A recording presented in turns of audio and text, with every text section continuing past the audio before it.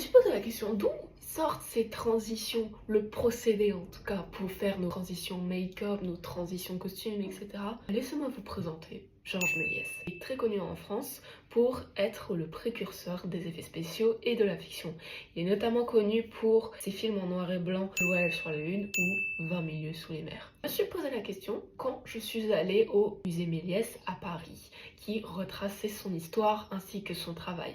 Il y a même des objets et des décors et des costumes qui sont mis à l'exposition.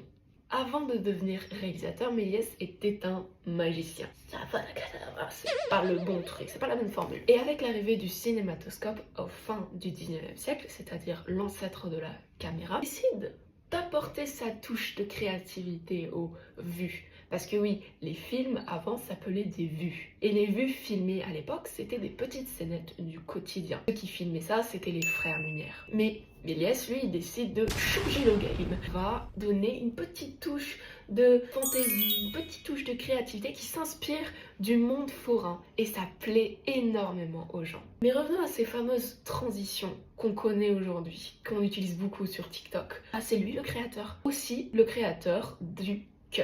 Ces deux procédés-là, c'est le premier, notamment en France, à les utiliser. Il est le précurseur de beaucoup d'autres effets spéciaux comme la colorisation, les fondus enchaînés et même parfois des trompe-l'œil. Aujourd'hui, on a la technologie, mais à l'époque, c'était du fait main. Rendez-vous compte qu'il a même dû faire un énorme pantin de 3 mètres, 2,50 m de haut. Et les trompe-l'œil, il utilisait énormément des procédés techniques avec la photo, c'est-à-dire qu'il coupait des parties de pellicule. Rendez-vous compte que même les plus grands réalisateurs, en tout cas des réalisateurs de renom comme Spielberg, Scorsese ou George Lucas, ils reconnaissent son travail. Scorsese en a même fait un film sur son travail qui s'appelle Hugo Cabret.